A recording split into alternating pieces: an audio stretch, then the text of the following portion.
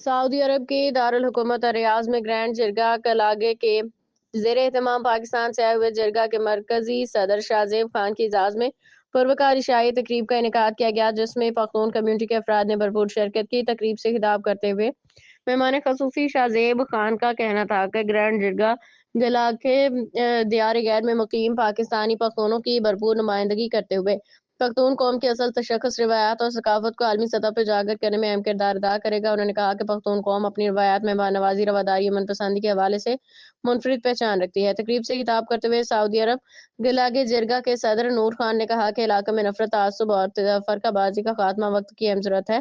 اتحاد و اتفاق کی ترقی امن خوشحالی کی ضمانت ہے۔ نور خان نے یقین دہانی کراتے ہوئے کہا کہ سعودی عرب میں مقیم پختون میں ہمیشہ اتحاد، بھائی چارے اور باہمی احترام کی روایت کو قائم رکھیں گے۔